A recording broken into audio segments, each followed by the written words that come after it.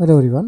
इस वीडियो में हम लोग ये प्रोजेक्ट बनाएंगे जो आप यहाँ पर देख पा रहे हैं। यहाँ पर सीरीज़, यहाँ पर एक सर्च बार है जिस पर आप सर्च कर सकते हो। ठीक, और जो आप सर्च करोगे वहाँ पर वो लिस्ट हो जाएगा। तो ये गिफी से आ रहा है, यहाँ पर इमेजेस के बजाय गिफ्स होती हैं। और लेट सपोज आप यहाँ पर चेंज करके जावास्क्रिप्ट सर्च कर देते हो, आप देख सकते हैं कि थोड़ा टाइम में आपको यहाँ पर लोडर दिखेगा। ओके, और उसके बाद में आपको यहाँ पर सीरीज ऑफ जावास्क्रिप्ट के इमेजेस यहाँ पर मिल जाएंगे। जो भी गिफी से रिटर्न होता है वो आपको यहाँ पर मिल जाएगा। ओके, और यहाँ पर आप देख सकते हैं कि यहाँ पर प्रीवियस और नेक्स्ट बटन है, तो आप नेक्स्ट नेक्स्ट करके भी यहाँ पर नेक्स्ट कंटेंट आप यहाँ पर आकर इस तरीके से देख सकते हैं। ओके, तो यहाँ पर हम लोग काफ़ी सारी चीज़ों के बारे में सीखे हैं, कैसे सर्च इंप्लीमेंट किया जाता है, एपीआई से कैसे इंटरेक्ट कर सकते हैं, और यहाँ पर आप देख सकते हैं पैजिनेशन भी है। और ये हम लोग जो है वेनिला जेएस यूज़ करेंगे इसके लिए। ओके, तो यहाँ पर आप देख सकते हैं मैं इसके लिए developer.giphy.com पे आप जा कर के एक अकाउंट बना लें। और जैसे आप अकाउंट बना लोगे, लेट सपोज मैं अभी इसको यहाँ से डिलीट कर देता हूँ, इसकी ज़रूरत नहीं है। ओके, सो अभी राइट, सो अब जैसे ही आप जाओगे यहाँ पर तो आपको क्रिएट ऐप इस तरीके से दिखेगा। तो आप जा कर के एक ऐप क्रिएट कर ले। फ्री वर्जन हमारे लिए इनफ है, और हमने वो नेक्स्ट स्टेप पे क्लिक करता हूँ। अब जो यहाँ नाम देना चाहे आप यहाँ दे सकते हैं, गिफी जावास्क्रिप्ट में। Okay, test. Okay, check box करके क्रिएट ऐप क्लिक करता हूँ। ओके, और तो आप देख सकते हो ऐप बन गया है। और हम लोग को ये एपीआई की ज़रूरत है ताकि हम लोग एपीआई कॉल करके वो रिस्पांस लेके आ सके। ये देखने का आप यहाँ देख सकते हैं एपीआई एक्सप्लोरर है, मैं उस पर क्लिक करता हूँ। और यहाँ पर आओगे आप देख सकते हैं कि यहाँ जो चीज़ आप ऐड करोगे यहाँ पर वो ऐड हो जाएगा। Public API search. ओके, देख सकते हैं वो ऐड हो गया है। ओके, सो आप देख सकते हैं कि यहाँ पर अभी क्यू में यहाँ पर मैं सर्च ऐड कर सकता हूँ, जैसे यहाँ जावास्क्रिप्ट ऐड करता हूँ। ओके, आप देख सकते हैं ये यूआरएल पैटर्न यहाँ बन गया। मैं सेंड रिक्वेस्ट करूँगा, आप देख सकते हैं यहाँ पर रिक्वेस्ट कंप्लीट हो जाएगा। ठीक है, सो ये पैटर्न हमको देना है। आप यहाँ देख सकते हैं आपको एपीआई की देना है, जो आपको यहाँ पर से मिलेगा। आपका खुद का यूनिक होगा, वो आप यूज़ करें। यहाँ पर आप देख सकते हैं क्यू में यहाँ पर हम लोग को जो सर्च है वो यहाँ प्रेजेंट करना पड़ेगा। लिमिट में आपको बताना है कितना लिमिट चाहिए, और ऑफसेट आपको बताया कि अभी मे बी फर्स्ट 25 आई है, तो ऑफसेट आप यहाँ दोगे तो उसके बाद का यहाँ पर होगा। ठीक है, तो इसके बारे में हम लोग आगे बात करेंगे। तो बेसिकली ये यूआरएल हम लोगों को चाहिए, तो मैं इसको कॉपी कर लेता हूँ यहाँ पर। ओके, ऑलराइट, सो यहाँ पर अभी देख सकते हैं कि ये फोल्डर कम्प्लीटली एम्प्टी है। और मैं यहाँ पर पार्सल का यूज़ करूँगा। अगर आपको पार्सल पता नहीं है तो उसका लिंक डिस्क्रिप्शन में होगा, जहाँ पर आप जा कर के और पार्सल के बारे में सीख पाएंगे। या फिर आप सिंपली यहाँ पर npm install -g parcel bundler इस तरीके से आप इंस्टॉल करना, इस तरीके से आप करना। ओके, तो इसे इंस्टॉल करने से वो कहीं पर ही अवेलेबल रहेगा और हम लोग उसे यूज़ कर पाएंगे। अब सिंपली यहाँ पर मैं npm init -var रन करता हूँ, जिससे empty पैकेज जेसन फाइल बन जाएगा, जो कि आप यहाँ पर देख सकते हैं empty पैकेज जेसन फाइल बन गया। और मैं इसको VS कोड में ओपन करता हूँ। आप यहाँ देख सकते हैं VS कोड में इधर ओपन है।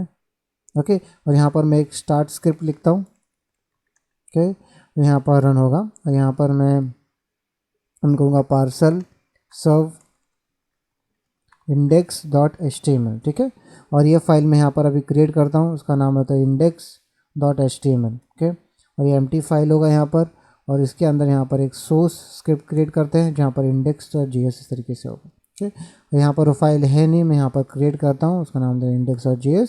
कि अभी अवेलेबल है, और यहाँ पर मैं यूज़ कर सकता हूँ।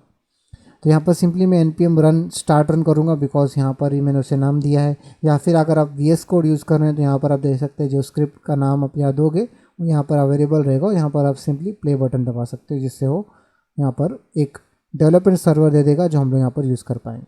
ठीक, तो मैं इसको कॉपी कर लेता हूँ और यहाँ पर ओके पेस्ट कर दूँ। ओके, अब देख सकते हैं कम्प्लीटली एम्प्टी है, और हम लोग अभी अपना जो कोड लिखना है वो स्टार्ट कर सकते हैं। ओके, तो सबसे पहले हम लोग ये सर्च इंप्लीमेंट करेंगे, उसके बाद में जैसे रेंडर हो रहा है वो हम लोग देखेंगे। ओके, राइट, तो यहाँ पर मुझे एक सबसे पहले यहाँ पर मैं एक फॉर्म क्रिएट करता हूँ। सबसे पहले मैं यहाँ पर एक सेक्शन टैग बनाता हूँ, और उसके अंदर मैं एक फॉर्म क्रिएट करता हूँ। ओके, राइट, और यहाँ पर एक इनपुट टैग मैं बना देता हूँ। ओके, यहाँ पर टाइप टेक्स्ट दे देते हैं, और यहाँ पर मैं उसका आईडी यहाँ पर दे देता हूँ सर्च टेक्स्ट। ओके, और यहाँ पर मैं एक आईडी उसको दे देता हूँ फॉर्म, सर्च फॉर्म इस तरीके से दे देते हैं, ठीक है। और हम लोग इसको एक्सेस करके देखेंगे कैसे हम लोग API कॉल कर सकते हैं। तो यहाँ पर अभी index.js में हम लोग को, मैं उसको इंपोर्ट कर लेता हूँ। तो यहाँ पर index.js में मैं इन दोनों को एक्सेस कर लेता हूँ, सर्च फॉर्म को और यहाँ पर सर्च टेक्स्ट को, ठीक है। यहाँ पर सर्च फॉर्म को मैं एक्सेस कर लेता हूँ, search form document dot query selector,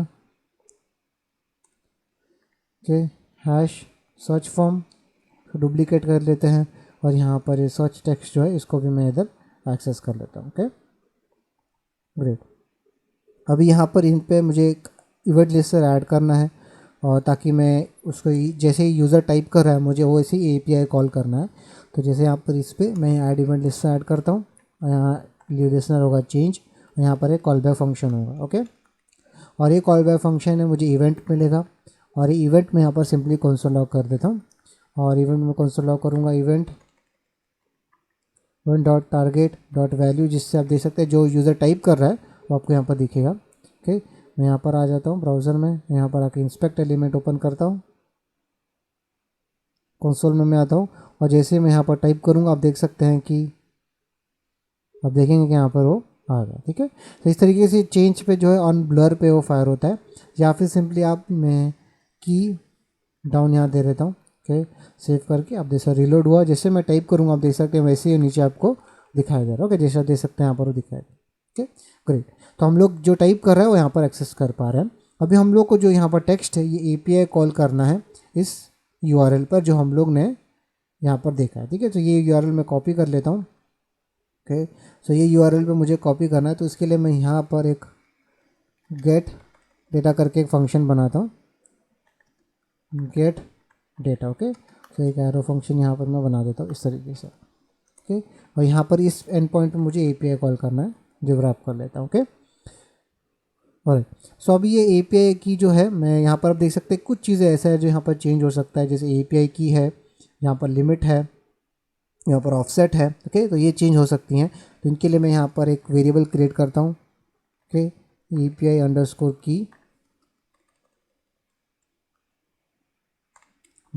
की और मैं यहाँ पर जो API की दी हुई है मैं कॉपी करके यहाँ मैं पेस्ट कर दूँगा, ओके। और ये जो सर्च है वो भी मैं यहाँ पर पेस्ट कर देता हूँ,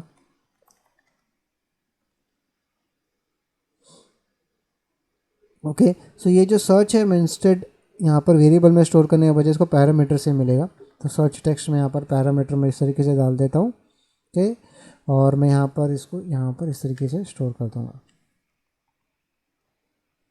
राइट। तो ये सर्च टेक्स्ट जो है इसको पैरामीटर से मिलेगा और यहाँ पर मैं लिमिट जो है आप देख सकते हैं यहाँ पर है उसको भी मैं इधर स्टोर कर देता हूँ, लिमिट LIMIT और मैं 25 इस तरीके से ऐड कर दूँगा, ओके। अभी ये जो API कॉल करना है उसके लिए मुझे Axios का इस्तेमाल करना होगा। तो सिंपली मैं यहाँ पर API कॉल करने के लिए Axios को इधर इंपोर्ट कर लेता हूँ, सर्च टेक्स्ट, ओके। और यहाँ पर अभी ऊपर इंपोर्ट कर लेता हूँ, import Axios from Axios, okay. और ये Axios हम लोग यहाँ पर मैं यूज़ करूँगा तो Axios डॉट गेट, और ये गेट में हम लोग यहाँ पर URL दे देंगे, ओके। और ये URL है नहीं, यहाँ पर क्रिएट करता हूँ मैं कॉन्स्ट URL, कुछ यहाँ पर टिल्डे, ओके। और ये जो URL है मैं इधर कट करके यहाँ पर मैं पेस्ट कर दूँगा, ओके। और ये सर्च यहाँ पर जो API की है उसकी जगह यहाँ पर मैं ये वेरिएबल डाल दूँगा जो यहाँ पर मैंने यूज़ किया है, ओके। और ये जो जावास्क्रिप्ट जो लिखा हुआ है उसके जगह पर मैं यहाँ पर ये जो सर्च टेक्स्ट जो यहाँ पर मिल रहा है ये मैं इधर ऐड कर दूँगा, ओके। और यहाँ लिमिट में जो नंबर 25 था उसकी जगह पे मैं ये जो यहाँ पर वेरिएबल क्रिएट किया हुआ है ये ऐड कर दूँगा, ठीक है, ताकि मैं अगर इसको चेंज करना चाहूँ तो मैं चेंज कर सकता हूँ, ओके। ऑलराइट, सो अभी ये URL बन गया है, इस एंड पॉइंट पे, उसी एंड पॉइंट पे API कॉल होगा और हम लोग को डॉट देन में वो डेटा मिल जाएगा, ओके। सो यहाँ डॉट देन होगा, डॉट कैच होगा, यहाँ पर हम लोगों को एरर मिलेगा और वो एरर मैं फ़िलहाल यहाँ पर सिर्फ कंसोल लॉग कर देता हूँ, कंसोल डॉट लॉग एरर, ठीक है। अगर आपको कोई प्रोमिसेस के बारे में पता नहीं है तो उसका भी लिंक डिस्क्रिप्शन में होगा जहाँ पर आप देख सकते हैं देन और कैच के कॉल बैक में आप जान पाएंगे। सो देन जो है तभी रन होता है जब ये URL पे जो रिक्वेस्ट गई है ये कंप्लीट होती है, और कैच तभी रन होता है जब ये रिक्वेस्ट फेल हुआ, ठीक है। तो यहाँ पर मुझे रिस्पॉन्स मिलेगा, ओके। और ये रिस्पॉन्स को मैं यहाँ पर फिर से इधर कंसोल लॉग कर देता हूँ, console dot log response. Alright, so अभी ये सर्च जो है मैं यहाँ पर इसके अंदर सर्च करूँगा, तो ये गेट डेटा जो फंक्शन है ये सिंपली यहाँ पर मैं यहाँ पर अंदर कॉल कर लेता हूँ, और इसे मैं event dot target dot value था जिससे आप वो सर्च टेक्स्ट मिल रहा था वो मैं यहाँ पर पास कर दूँगा इस तरीके से, ठीक है, ताकि वो जो सर्च किया हुआ टेक्स्ट था वो यहाँ पर मिल रहा है। अब इस गेट डेटा फंक्शन को मैं कॉल करूँगा, उसमें ये सर्च टेक्स्ट यहाँ पर मिल जाएगा और API कॉल हो जाएगा, राइट, बिकॉज बाकी सारी चीज़ें ऑलरेडी यहाँ पर फिक्स्ड है, एज इज़ है, इसलिए वो डायरेक्टली उसको यहाँ पर से लिमिट और API की मिल जाएगा और API कॉल हो जाना चाहिए अभी। ओके, तो ब्राउज़र में आता हूँ, डॉक्यूमेंट पे यहाँ पर मैं रिफ़्रेश कर देता हूँ, ठीक, और यहाँ पर मैं HTML टाइप कर देता हूँ। तो यहाँ पर आके जैसे ही मैं यहाँ पर HTML टाइप कर देता हूँ, आप देख रहे हैं जैसे मैं हर एक की स्ट्रोक पे API कॉल जा रहा है, जिसका रिस्पांस आप यहाँ देख सकते हैं। और नेटवर्क टैग में भी अगर आप यहाँ पर आएंगे तो यहाँ पर आपको सारे रिस्पांस दिख जाएंगे जो API कॉल यहाँ पर गई हुई, ठीक है। अगर यहाँ पर HTML में टाइप करता हूँ, ठीक, और यहाँ पर सबसे लास्ट में मैं जाके देखूँगा, आप देख सकते हैं यहाँ पर रिस्पांस में मुझे वो डेटा मिल जाएगा जो मुझे चाहिए, ग्रेट। पर यहाँ प्रॉब्लम ये है कि हर एक की स्ट्रोक पे API कॉल जा रहा है। जैसे देखेंगे कि मैं यहाँ पर HTML, ठीक, जितने मैं कैरेक्टर टाइप कर रहा हूँ उतने API कॉल यहाँ पर जा रही है, जो कि एक आइडियल अप्रोच नहीं है। बिकॉज जैसे आप समझ सकते हो कि यहाँ पर अभी API कॉल नेटवर्क टैब में इधर आता हूँ, आप यहाँ देखोगे कि यहाँ पर इनिशियल पे अगर हेडर्स में इधर आओगे, आप यहाँ देखोगे कि यहाँ पर कौन से URL पे API कॉल गई है। आप यहाँ देखोगे कि यहाँ पर सर्च में सिर्फ HTML इस तरीके से गया हुआ है। अगर आप जैसे यूज़र 3-4 वर्ड टाइप करेगा उसके बाद आप जो API कॉल करोगे तब वो मेक सेंस करता है। बिकॉज आप सिर्फ H के लिए API कॉल कर रहे हो या सिर्फ T के लिए कर रहे हो तो मेक सेंस नहीं करेगा। जैसे फॉर एग्जांपल यहाँ पर आप देखोगे, यहाँ देखोगे क्यू में कुछ है ही नहीं फिर भी API कॉल गया है। अगर यहाँ पर आप इंस्पेक्ट करो, आप देखो HTML बन गया है, इधर देखोगे कि कहीं कहीं पर ऐसे आप देख सकते हैं यहाँ पर क्यू में सिर्फ H गया है, आप यहाँ देख सकते हैं। तो ये H का रिस्पॉन्स ज़्यादा हेल्पफुल नहीं रहेगा, बिकॉज वो कुछ भी हो सकता है। हेल्पफुल तब होगा जब HTML पूरा बन जाए, तब वो रिस्पॉन्स जो आएगा उसका वो हम लोगों को यूज़र को चाहिए होगा। तो इसलिए हम लोगों को जब इस तरह से आप फीचर बनाते हो सर्च का, तो बहुत इंपॉर्टेंट ये है कि आप हर एक कैरेक्टर में API कॉल ना करें, उसको आप डिबाउंस कर दे। डिबाउंस का मतलब जैसे यूज़र टाइप करता है एक सर्टन डिले में आप API कॉल करें, ना कि हर एक कैरेक्टर पे, ठीक है।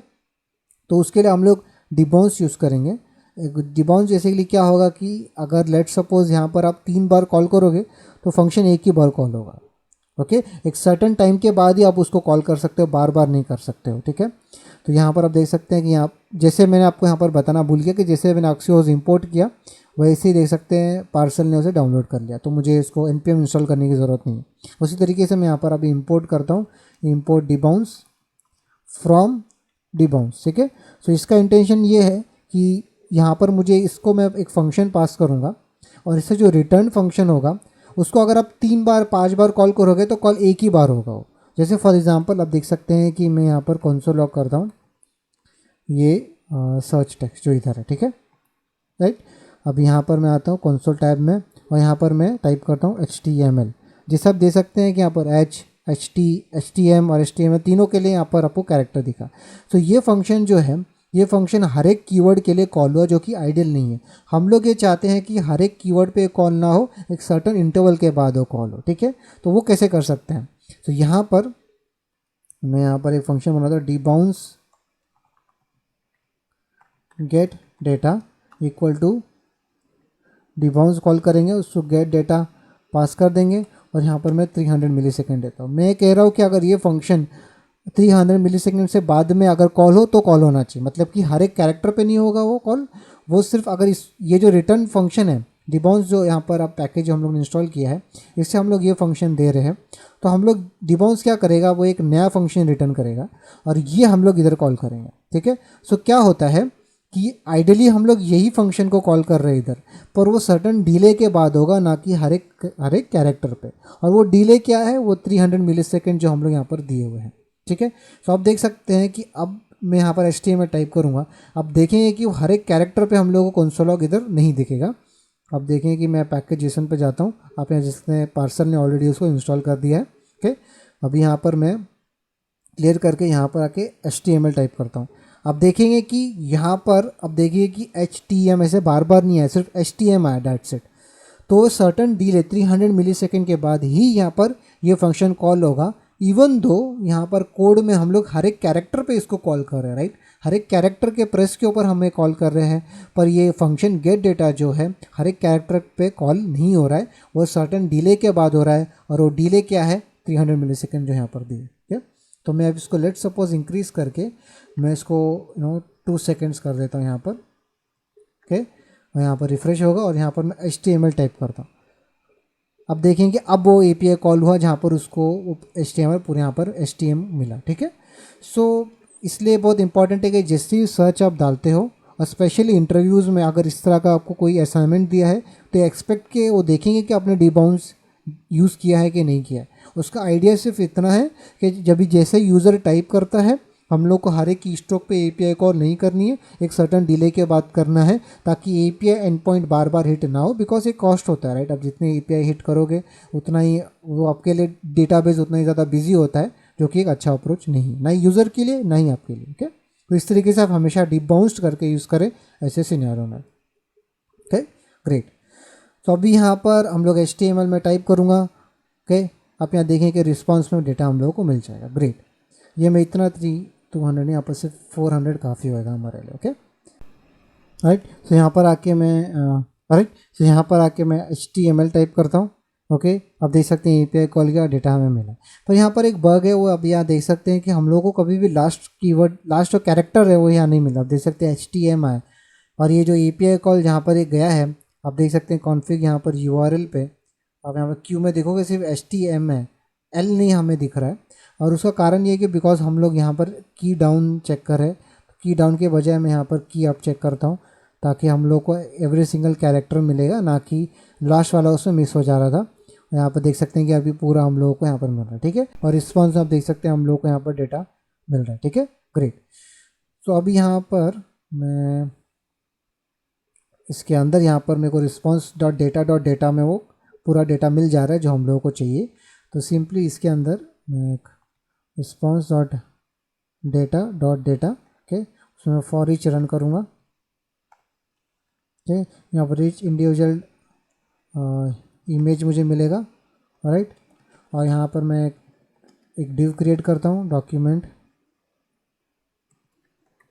Dot create element, okay, create attribute नहीं, क्रिएट एलिमेंट। और यहाँ पर मैं वो डिव पास कर दूँगा, राइट। और ये डिव पर मैं सेट एट्रीब्यूट करता हूँ, और सेट एट्रीब्यूट में मैं आइटम से क्लास ऐड कर देता हूँ। क्लास ऐड करना है तो मैं सिंपली इस तरीके से कर लेता हूँ, div dot class list dot add, और यहाँ पर मैं आइटम इस तरीके से लिखता हूँ, तो ये क्लास इस div को ऐड हो जाएगा। और यहाँ पर मैं इस div पर div dot style dot background, okay, और यहाँ पर मैं टिल्डे दे देता हूँ, और इसमें URL में मैं यहाँ पर इस तरीके से यहाँ पर मैं कर दूँगा, ओके। और यहाँ पर मैं इमेज, और यहाँ पर आप देखोगे यहाँ पर मुझे उस इमेज का लिंक देना है, तो वो इमेज जो है यहाँ पर अगर वो रिस्पांस अवेलेबल है तो मैं HTML टाइप करता हूँ, ओके। यहाँ पर रिस्पांस में डेटा में आप यहाँ देखेंगे ये इंडिविजुअल, इसमें यहाँ पर एक इमेजेस करके एक प्रॉपर्टी है, उसके अंदर यहाँ पर एक ओरिजिनल है, और ओरिजिनल के अंदर URL है, ठीक है। तो अब कोई कभी अगर कन्फ्यूजिंग लग रहा है ना, तो जैसे आप देख सकते हैं ये URL पे इसको राइट क्लिक करें और आप कॉपी प्रॉपर्टी पाथ करें। जैसे कॉपी प्रॉपर्टी पाथ करोगे, यहाँ पर आने के बाद में यहाँ पर मैं पेस्ट कर देता हूँ। आप देख सकते हैं कि वो प्रॉपर आपको बताया कि पाथ एग्जैक्टली क्या है। आप देख सकते हैं यहाँ पर इस पॉइंट पे हम लोग इमेजेस इधर है, ठीक है। तो यहाँ पर मुझे अगर इस URL को एक्सेस करना है तो सिंपली मुझे इस तरीके से करना होगा। यहाँ पर मैं इमेज के बजाय इसको नाम मैं डेटा आइटम इस तरीके से दे देता हूँ, ओके। और यहाँ पर हम लोग लिखेंगे data item dot images slash original dot URL, okay. इससे हम लोग को प्रॉपर पूरा पाथ यहाँ पर मिल गई। बिकॉज ये आप देख सकते हैं इस तरीके से ड्रिल डाउन करना थोड़ा कंफ्यूजिंग हो जाता है, तो सिंपली आप कॉपी करके यहाँ पर आप देख लेंगे एग्जैक्ट पाथ क्या है और डायरेक्ट आप ऐड कर सकते हैं। और यहाँ पर मैं ऐड कर देता हूँ नो रिपीट, राइट। और फाइनली ये डिव बन गया है, तो इसको मैं अपेंड करूँगा। अपेंड करने के लिए हम लोगों को इधर एक डिव टैग यहाँ पर एक ID रूट क्रिएट करते हैं, ठीक है, और इस पर अपेंड करेंगे। तो इसको कॉपी करके यहाँ पर मैं ऊपर इंपोर्ट कर लेता हूँ, डुप्लीकेट करके यहाँ पर मैं रूट, और आईडी यहाँ पर रूट इस तरीके से दूंगा। और ये रूट जो है मैं फाइनली यहाँ पर जब क्रिएट हो रहा है इस पर अपेंड कर देता हूँ, रूट डॉट अपेंड चाइल्ड, और यहाँ पर ये डिव जो है इधर पास कर दूंगा, दैट्स इट, राइट। और यहाँ पर ब्राउज़र में आते हैं, यहाँ पर रिफ़्रेश कर देता हूँ मैं, ओके। और यहाँ पर मैं HTML टाइप कर देता हूँ, और अभी API कॉल किया है। और यहाँ पर एलिमेंट्स टैब पे आते हैं, देखते हैं कि वो कंप्लीट हुआ है कि नहीं। और सो मैंने यहाँ पर इधर ये रूट क्रिएट किया है पर मैंने इसको सेव नहीं किया, इसलिए आप देख सकते हैं कि वो यहाँ पर रिक्वेस्ट कंप्लीट नहीं हुआ है। इसको सेव कर देता हूँ, ओके, ताकि ये रूट अवेलेबल रहे, राइट। और यहाँ पर आके मैं HTML में सर्च करता हूँ, ओके। यहाँ पर एलिमेंट्स टैब पे आते हैं, रूट है, अब देख सकते हैं कि वहाँ पर ईच इंडिविजुअल डिव भी यहाँ पर लग गया, और हम लोगों को वो URL जो उधर दिया था वो भी यहाँ पर अवेलेबल है, ग्रेट। तो हम लोगों को बस स्टाइलिंग करना है ताकि ये दिख सके, बिकॉज यहाँ पर कोई विद हाइट नहीं, इसलिए वो कुछ भी नहीं दिख रहा है। अगर मैं इसको लेट सपोज एक विद हाइट दे देता हूँ 120 पिक्सल, हाइट 120 पिक्सल, आप देख सकते हैं कि वो दिखने लगेगा, ठीक है। तो हम लोग को सिर्फ इसको विद और हाइट देना है ताकि हम लोग को यहाँ पर से वो दिखना शुरू हो सके, ऑलराइट। सो यहाँ पर मैं आता हूँ ब्राउज़र में, और यहाँ पर मैं एक स्टाइल यहाँ पर क्रिएट करता हूँ, ओके। और यहाँ पर मैं इसको क्लास दे देता हूँ कंटेनर, ओके। और यहाँ पर अब कंटेनर को सेलेक्ट करते हैं, राइट। और उसको मैं यहाँ पर डिस्प्ले फ्लेक्स दे दूँगा, ठीक है। और यहाँ पर मैं उसको डिस्प्ले फ्लेक्स देने के बाद में मैं सिंपली यहाँ पर एक आइटम को यहाँ पर सेलेक्ट कर लेता हूँ, और उस आइटम को मैं यहाँ पर विथ दे देता हूँ 33.33, ताकि वो 3 कॉलम में डिवाइड हो सके, राइट। बिकॉज आप जो देख सकते हैं 100 डिवाइड बाई 3 आप करोगे तो आपको ये मिलेगा, तो ये वैल्यू मुझे चाहिए, बिकॉज वो 1 2 3 इस तरीके से 3 में डिवाइडेड होना चाहिए। और यहाँ पर मैं फ़िलहाल के लिए एक डमी हाइट दे देता हूँ ताकि यहाँ पर एटलीस्ट वो दिखना शुरू हो सके। और यहाँ पर आके रिफ़्रेश करता हूँ, यहाँ पर HTML में सर्च करूँगा, और आप देख सकते हैं कि वो दिखना यहाँ पर शुरू हो गया है, जैसे कि आप यहाँ पर देख पा रहे हैं। और इसको आप देख सकते हैं कि यहाँ पर ईच इंडिविजुअल का जो विथ है 3.3 यहाँ पर दे दिया है। तो यहाँ पर मुझे इसको बताना पड़ेगा कि व्रैप होना चाहिए। तो इसको अगर मैं लेट सपोज फ्लेक्स व्रैप, यहाँ पर मैं इसको देता हूँ फ्लेक्स व्रैप इक्वल यहाँ पर व्रैप दे देंगे। आप देख सकते हैं कि अब वो इस तरीके से दिखना शुरू हो जाएगा, बिकॉज वो पहले डिफ़ॉल्ट नो व्रैप रहता है, इसलिए देख सकते हैं कि वो जितना स्पेस है उन सब में वो एक्यूमुलेट होना चाहेगा, ठीक है। पूरा 25 इमेजेस यहाँ पर एक दूसरे के साथ एक्यूमुलेट होनी चाहिए, जो कि आइडियल नहीं है। तो मैं यहाँ पर व्रैप कर देता हूँ ताकि वो एक के यहाँ पर एक के ऊपर एक आए इस तरीके से, ठीक है। आप देख सकते हैं कि आप वो एक के ऊपर इधर आ रहा है। और मैं इसके यहाँ पर विथ 60% दे देता हूँ ताकि वो कम ऑक्यूपाई करे। यहाँ पर जस्टिफाई कंटेंट मैं यहाँ पर स्पेस बिटवीन दे देता हूँ, ठीक है। और यहाँ पर मैं इसको मार्जिन यहाँ पर 0 ऑटो देता हूँ ताकि वो सेंटर में आ सके। और यहाँ पर बैकग्राउंड मैं यहाँ पर #777 इस तरीके से दे दूँगा ताकि वो स्लैश ग्रे यहाँ पर हो, राइट। सो बैकग्राउंड नहीं दिखेगा आई थिंक, बिकॉज हमने ऑलरेडी यहाँ पर इमेजेस दी हैं, तो बैकग्राउंड यहाँ पर वो नहीं दिखेगा। तो सिंपली मैं यहाँ पर कंटेनर पे जो यहाँ पर ये CSS क्लास लगी हुई है ये कॉपी कर लेता हूँ, ठीक। और यहाँ पर आके मैं उनको कंटेनर पेस्ट कर दूँगा, ओके। फिर आप यहाँ से रिमूव कर देता हूँ, दैट्स इट, राइट। सो अब यहाँ पर बिल्ड एरर आ गया, इसको रिमूव कर देता हूँ, ग्रेट, राइट। और यहाँ पर आके मैं HTML सर्च करता हूँ, आप यहाँ देख सकते हैं कि अब एक के ऊपर एक इमेजेस यहाँ पर आ गया, ग्रेट। सो हम लोग अभी यहाँ पर सर्च के यहाँ पर वो दिखाई दे रहा है, ग्रेट। तो अभी हम लोगों को यहाँ पर ये करना है कि इसके यहाँ पर आप देख सकते हैं पैजिनेशन इंप्लीमेंट करना है, तो सारे फंक्शनैलिटी हो जाएंगी और फिर हम लोग इस तरह स्टाइलिंग करके इसे UI बेटर कर सकते हैं, ओके। तो यहाँ पर दोनों के नीचे यहाँ पर मैं एक बटन कंटेनर करके यहाँ पर डिव बनाता हूँ, ओके। और यहाँ पर मैं 2 बटन क्रिएट करूँगा, इसके लिए मैं एमेट यूज़ कर रहा हूँ। तो आप देख सकते हैं कि यहाँ पर इस तरीके से वो फिल हो जाएगा। यहाँ पर मैं प्रीवियस लिखता हूँ और यहाँ पर मैं नेक्स्ट लिखता हूँ, ओके। और यहाँ पर मैं इसको क्लास दे देता हूँ प्रीवियस, और मैं इसको यहाँ पर क्लास दे देता हूँ नेक्स्ट, ऑलराइट। सो अब यहाँ पर इसको मैं सेलेक्ट करके इन दोनों को सेलेक्ट करूँगा, इस पर इवेंट लिस्टनर ऐड करूँगा ताकि वो एक एक इंक्रीमेंट होते रहे और इससे वो डिक्रीमेंट होता है। ठीक है, तो यहाँ पर मैं इसको कॉपी कर लेता हूँ, यहाँ पर नीचे। सो यहाँ पर मैं एक्सेस कर लेता हूँ बटन कंटेनर, सो डॉक्यूमेंट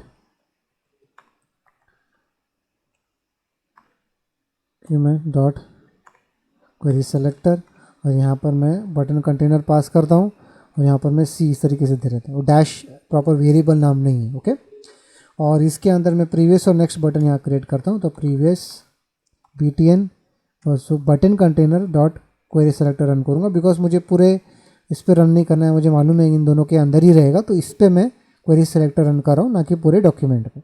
वैसे कोई डुप्लीकेट कर देते हैं और यहाँ पर अब वो प्रीवियस की जगह होगा नेक्स्ट। Okay okay great. अब यहाँ पर इन दोनों पर इवेंट लिस्टनर में ऐड कर देता हूँ ताकि उन दोनों पे ही मुझे वो डिटेक्ट करना है, राइट। तो यहाँ पर उन पे प्रीवियस ऐड इवेंट लिस्टनर, और यहाँ पर लिस्टनर होगा क्लिक, और यहाँ पर एक कॉल बैक फंक्शन होगा। ओके, और उसी में ही मैं सेम नेक्स्ट बटन पे विदा दे देता हूँ, जिसके यहाँ पर क्लिक पे कॉल बैक फंक्शन होगा, राइट। और यहाँ पर सबसे पहले मैं क्या करता हूँ, यहाँ पर जो लिमिट है ये चेंज करके मैं 10 कर देता हूँ, राइट। और ये जो ऑफसेट है इस यहाँ पर मैं एक वेरिएबल बनाऊंगा जो ऑफसेट डिसाइड करेगा। यहाँ पर let offset set equal to, यहाँ पर मैं फिलहाल 0 दे देता हूँ, राइट। और ये जो ऑफसेट है यहाँ पर मैं यूज़ करूँगा। ऑफसेट का मतलब ये है कि उस उतना छोड़ के, मतलब लेट सपोज मैं यहाँ पर 0 देता हूँ, तो वो आप देख सकते हैं लिमिट मैंने कहा है यहाँ पर 10। तो अगर लेट सपोज यहाँ पर डेटाबेस में 100 रिकॉर्ड्स है, ठीक है, डेटाबेस में 100 रिकॉर्ड्स है और ऑफसेट 0 है, पहले केस में ऑफसेट 0 है, लिमिट 10 है, तो फर्स्ट 10 मतलब 1 से लेके 10 तक का जो रिकॉर्ड है वो आ जाएगा। ठीक है, तो ये किसका रिस्पॉन्स है, इसका। तो लेट सपोज अभी मैं यहाँ पर ऑफसेट बढ़ा करके यहाँ पर 10 कर देता हूँ, ऑफसेट 10 है, तो अभी क्या रिटर्न करेगा वो 10 से 20 तक, बिकॉज मैंने ऑफसेट जो होता है ना, आप इसको समझ सकते हैं स्टार्टिंग पॉइंट, और लिमिट आप बोल सकते हैं कि एंडिंग पॉइंट, मतलब कि वहाँ से कितना काउंट लेना है, आप इसको लिमिट को काउंट के तौर पे देख सकते हो। ठीक है, कि काउंट कितना उसको लेना है। मैं इसको नाम चेंज करके काउंट कर देता हूँ, बिकॉज आई थिंक वो प्रॉपर नाम है, इसको मैं काउंट यहाँ दे देता हूँ। ठीक है, सो मैं यहाँ ये कह रहा हूँ कि स्टार्ट यहाँ से करो और इतना काउंट लो, तो 0 से वो स्टार्ट होगा और पहला 10 वो ले लेगा, बिकॉज हमने यहाँ पर दिया है। अभी जो नेक्स्ट है, अगर आप नेक्स्ट बटन पे क्लिक करोगे तो आपको ये बताना है कि अब वो 11 से 20 तक का आपको चाहिए। तो स्टार्टिंग पॉइंट अभी क्या है, 11। ठीक है, तो यहाँ पर स्टार्टिंग पॉइंट होगा 11 पहले इटरेशन पे। आप देख सकते हैं कि स्टार्टिंग क्या था, ठीक है, यहाँ पर मैं लिखता हूँ स्टार्ट था 0, ठीक है, और एंड क्या था यहाँ पर 10, क्योंकि लिमिट हमने यहाँ पर 10 दिया है काउंट पे। ठीक है, अब यहाँ पर दूसरा इटरेशन होता है, नेक्स्ट बटन पे अगर मैं क्लिक करता हूँ तो स्टार्ट यहाँ पर होगा 10, ओके, और एंड होगा यहाँ पर 20, और वो इसलिए होगा बिकॉज स्टार्ट हमने यहाँ पर 10 दिया है, तो 20 यहाँ ऑटोमेटिकली डिसाइड होता है, कैसे, यहाँ पर काउंट से। ठीक है, तो आपको एंड समझ सकते हो कि यहाँ पर स्टार्ट प्लस काउंट वो एंड होता है, बिकॉज आप देख सकते हैं कि यहाँ पर स्टार्ट 0 था, तो यहाँ पर आप देख सकते हैं कि स्टार्ट प्लस काउंट कितना है, 10, 10 आ गया। उसी तरीके से आप यहाँ पर इंक्रीमेंट करते जाते हो। ठीक है, और फिर जब अब यहाँ पर तीसरा इटरेशन होगा तो आप समझ सकते हैं कि ये इसका यहाँ पर रिजल्ट जो है 20 होगा। ओके, और उसी तरीके से आप यहाँ पर तीसरा इटरेशन है, तो यहाँ पर स्टार्ट क्या होगा, स्टार्ट यहाँ पर होगा 20, राइट, और यहाँ पर एंड क्या होगा, जैसे मैंने कहा कि स्टार्ट प्लस काउंट वो है 30। ठीक है, तो इस तरीके से इमेजिन करोगे कि वैसे वैसे वो इंक्रीमेंट होता जाएगा। और यही सेम केस हम लोग प्रीवियस केस में करेंगे, यहाँ पर इंक्रीमेंट कर रहे थे, वहाँ पर हम लोग डिक्रीमेंट करेंगे, दैट्स इट। राइट, सो यहाँ पर अभी इसके अंदर मैं प्रीवियस बटन करने वाले नेक्स्ट बटन यहाँ पर डिटेक्ट करता हूँ सबसे पहला, और यहाँ पर मैं क्या करूँगा, यहाँ पर ऑफसेट जो यहाँ पर लिखा हुआ है, ऑफसेट इक्वल टू यहाँ पर जो ऑफसेट जो यहाँ पर दिया हुआ है, ओके, वो प्लस काउंट। ओके, इससे हम लोगों को नेक्स्ट ऑफसेट मिल जाएगा, जो यहाँ पर मैंने ऑलरेडी, बिकॉज ये लेट है तो यहाँ पर मैं इसको चेंज कर सकता हूँ, कॉन्स नहीं है, तो जो ऑफसेट है प्लस काउंट कर रहा हूँ, तो यहाँ पर वो चेंज हो जाना चाहिए अभी। ओके, और ये हो जाने के बाद में ये जो गेट मेथड है, गेट डेटा मेथड, ये मैं कॉल कर लेता हूँ। ओके, अब यहाँ पर प्रॉब्लम एक फेस हो रहा है कि सर्च टेक्स्ट क्योंकि हम लोग ने डायरेक्टली यहाँ पर लिया हुआ है, यहाँ पर दिया हुआ था, तो हम लोग यहाँ पर पैरामीटर में डायरेक्ट यहाँ पर दे पा रहे थे। इधर सर्च टेक्स्ट के केस में हम लोग को यहाँ पर वो सर्च जो था वो मिल जा रहा था और डायरेक्टली हम लोग इसको पास कर पा रहे थे, राइट। यहाँ पर आप देख सकते हैं डायरेक्टली हम लोग उसको पास कर पा रहे थे, बिकॉज यहाँ पर सर्च में जैसे अगर लेट सपोज मैं सर्च इधर टाइप कर लेता हूँ, ओके, आप देख सकते हैं रिस्पॉन्स आ गया, रेंडर हो गया, ग्रेट। पर अगर यहाँ नेक्स्ट पे जब मैं क्लिक करता हूँ और राइट, और मैं जब ये फंक्शन कॉल कर रहा हूँ तो यहाँ पर मुझे वो पास करना पड़ेगा कि सर्च किया है, बिकॉज वो रिमेंबर नहीं रखेगा, ठीक।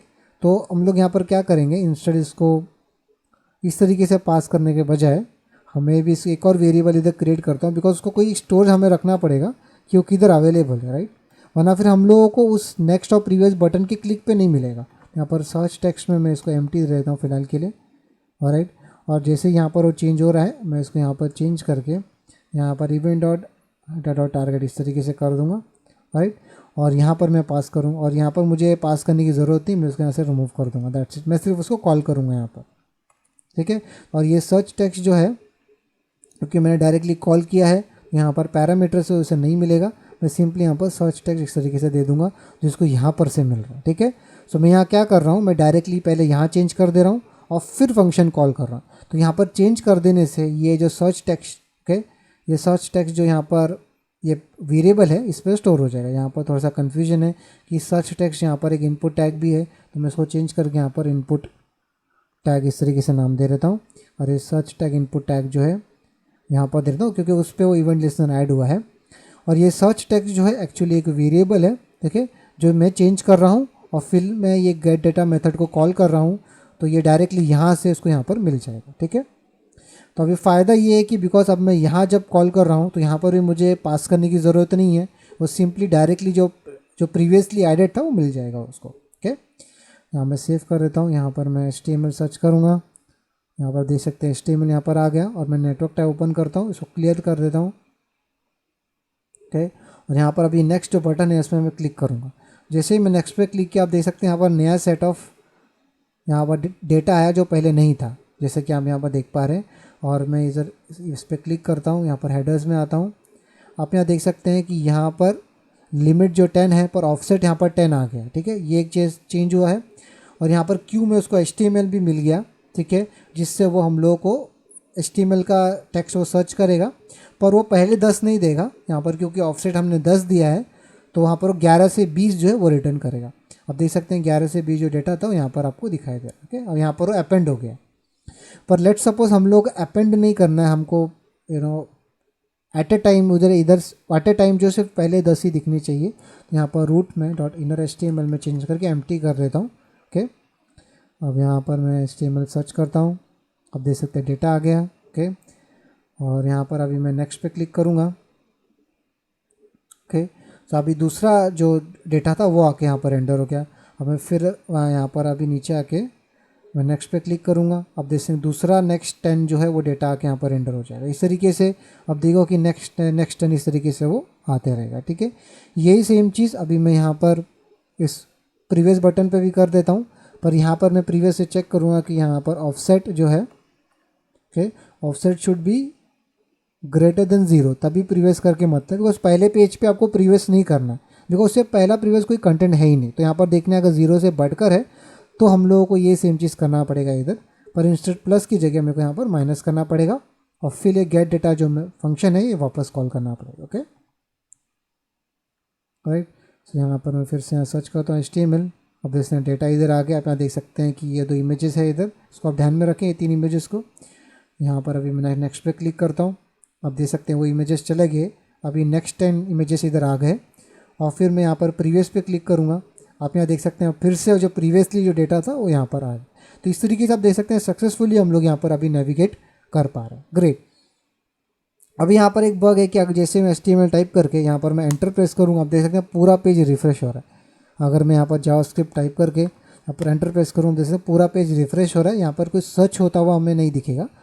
और उसको यहाँ पर अवॉइड करने के लिए यहाँ पर जो फॉर्म है, ओके, इसको यहाँ पर मैं एक इवेंट लिस्टनर ऐड करना पड़ेगा ताकि पूरा पेज जो है रिफ्रेश ना हो। तो यहाँ पर मैं search form dot add event listener, और यहाँ पर मैं सबमिट इवेंट डिटेक्ट करूँगा बिकॉज वो सबमिट हो रहा है, इसलिए पूरा पेज वो रिफ़्रेश हो जा रहा है। तो सिंपली मुझे यहाँ पर इवेंट डॉट प्रिवेंट डिफ़ॉल्ट करना पड़ेगा ताकि पेज रिफ़्रेश ना हो, दैट्स इट। ओके, यहाँ पर आके मैं रिफ़्रेश कर देता हूँ। यहाँ पर HTML टाइप होकर एंटर प्रेस करूँ, देख सकते हैं कि रीलोड नहीं होगा बल्कि यहाँ पर हम लोगों को HTML दिख जाएगा। Okay, great, right. सो अब यहाँ पर UI हम लोग बेटर करते हैं ताकि थोड़ा सा अच्छा दिख सके। अब सिंपली यहाँ पर मैं index.html में यहाँ पर मैं अभी सर्च करता हूँ, इस यहाँ पर इस सर्च टेक्स्ट यहाँ पर दिया हुआ है, इसको मैं यहाँ पर सेलेक्ट कर लेता हूँ और यहाँ पर मैं इसको विद यहाँ पर दे करके मैं 40% दे देता हूँ ताकि विद थोड़ा उसका बड़ा हो सके।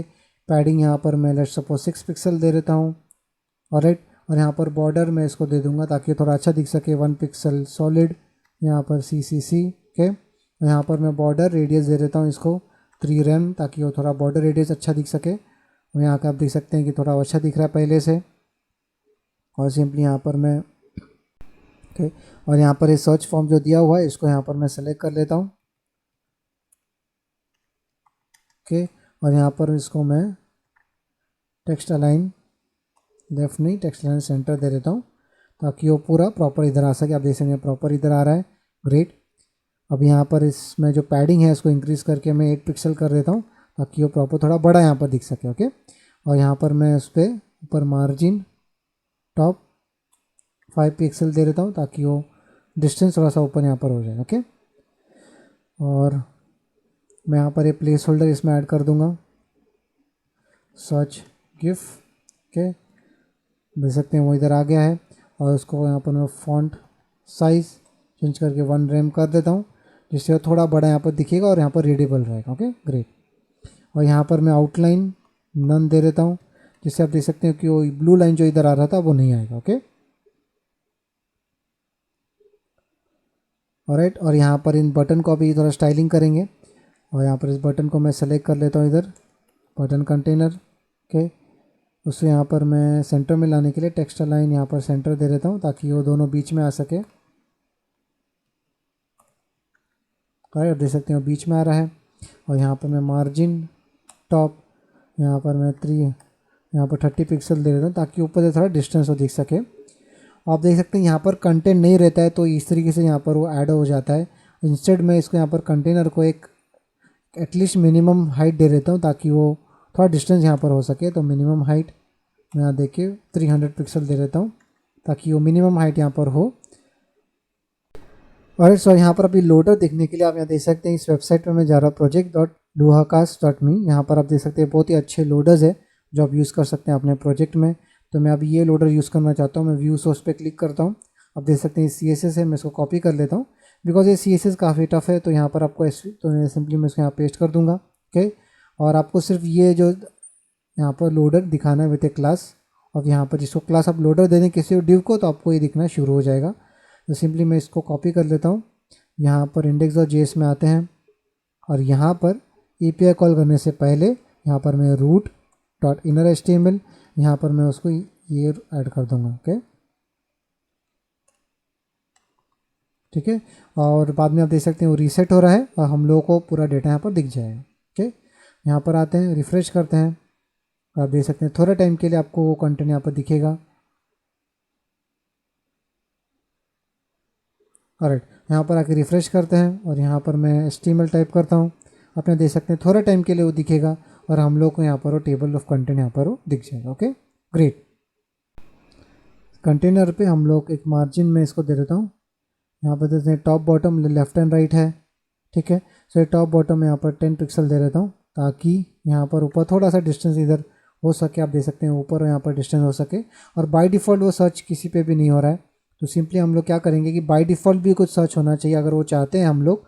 तो मैं यहाँ पर सर्च यहाँ पर जावास्क्रिप्ट दे देता हूँ। ओके, और बाय डिफ़ॉल्ट और यहाँ पर जब वो हम लोग डिबाउंस कर रहे हैं तो उससे पहले मैं उसको यहाँ पर कॉल भी कर दूंगा ताकि बाय डिफ़ॉल्ट ऑन लोड पे वो directly as a JavaScript add करके कॉल कर रहे हैं। आप देख सकते हैं कि वो यहाँ पर डेटा ऑलरेडी हम लोग को दिख रहा है, ठीक है। सो बिकॉज हमें यहाँ पर जावास्क्रिप्ट एज अ सर्च करके यहाँ पर वो दिख जा रहा है, पर आप देख सकते हैं इधर वो नहीं दिख रहा है बिकॉज मैंने यहाँ पर वो ऐड नहीं किया अभी तक। तो वो जो सर्च टेक्स्ट है वो यहाँ पर आप देख सकते हैं कि वो फॉर्म में ऑलरेडी हमने यहाँ पर इंपोर्ट किया हुआ है, ठीक है। तो यहाँ पर सिंपली मैं इसके अंदर इधर यहाँ पर ऑलरेडी है, राइट। तो यहाँ पर मैं इसको ऑन लोड पे इधर मैं कॉल कर रहा हूँ, तो सिंपली यहाँ पर ऊपर इधर ही मैं डॉट वैल्यू इक्वल यहाँ पर सर्च टेक्स्ट इस तरीके से दे देता हूँ जो वहाँ पर था, ठीक है, जिससे आप देख सकते हैं ऑन लोड पे अब वो यहाँ पर जावास्क्रिप्ट दिखना शुरू हो जाएगा और हम लोग यहाँ पर डेटा भी दिख रहा है। ग्रेट। अभी आप देख सकते हैं कि ये काफ़ी स्कैटर्ड हो गया है कोड, ये मेंटेनेबल फॉर्म में नहीं है। तो आज आई थिंक इस वीडियो का लेंथ भी काफ़ी हो गया है। सो नेक्स्ट वीडियो में हम लोग ये जो कोड है इसको थोड़ा रीडेबल बनाएंगे, थोड़ा प्रॉपर स्ट्रक्चर में रखेंगे, ओके। और जो फाइनल टचअप सब बचे हुए हैं वो हम लोग यहाँ पर करेंगे, ओके। सो उम्मीद करता हूँ आप नेक्स्ट वीडियो में अवेलेबल रहेंगे और मैं आपको नेक्स्ट वीडियो में मिलता हूँ। Bye guys.